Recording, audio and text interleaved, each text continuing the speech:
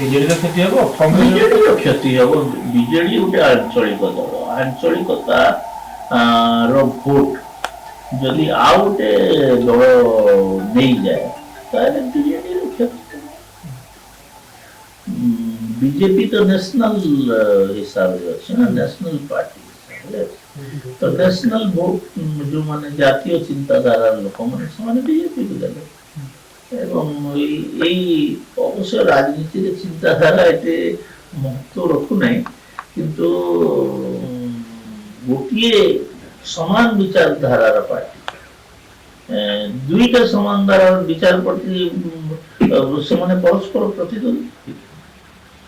ଦେଖନ୍ତୁ ମହାରାଷ୍ଟ୍ରରେ ଶିବସେନା ଏବଂ ବିଜେପି ଏମାନଙ୍କ ଭିତରେ ବୁଝାମଣା ଥିଲା, ଏବଂ ବୁଝାମଣା ଗୋଟିଏ ବିଷୟକୁ ନେଇକରି ଏମାନଙ୍କ ଭିତରେ ସାମଞ୍ଜସ୍ୟ ଥିଲା। କିନ୍ତୁ ସେ ବିଚାରରୁ ଶିବସେନା ଚାଲିଯିବା ପରେ, ତାର ବୈଚାରିକ ଅବକ୍ଷୟ ଘଟିଲା ପରେ ସେ ଦଳ ଅତିଷ୍ଠ ହେଲାନି।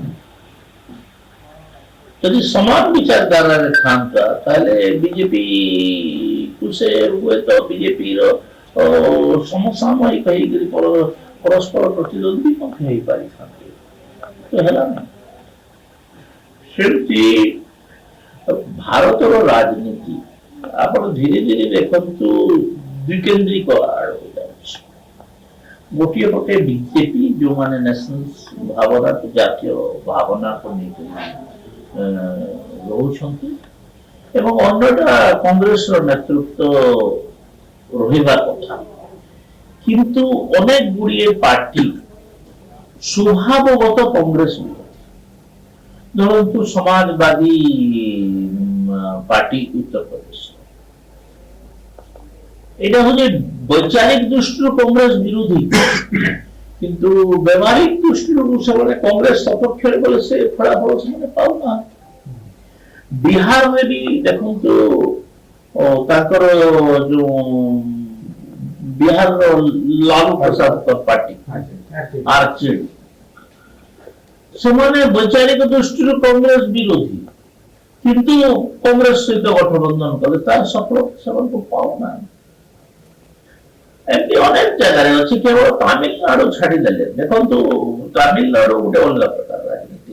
କେରଳରେ ଯଦିଓ ଜାତୀୟ ସ୍ତରରେ କମ୍ୟୁନିଷ୍ଟ ପାର୍ଟି କଂଗ୍ରେସର ସମର୍ଥନ କରୁଛି, କିନ୍ତୁ ଆଞ୍ଚଳିକ ସ୍ତରରେ କେରଳରେ ସେମାନେ ପରସ୍ପର ବିରୋଧୀ। ଏମିତି ଧୀରେ ଧୀରେ ଦେଖନ୍ତୁ ତୃଣମୂଳ କଂଗ୍ରେସ, ତୃଣମୂଳ କଂଗ୍ରେସ କଂଗ୍ରେସରୁ ବାହାରିଛି, କିନ୍ତୁ ପଶ୍ଚିମବଙ୍ଗରେ ସେମାନେ କଂଗ୍ରେସ ବିରୋଧୀ।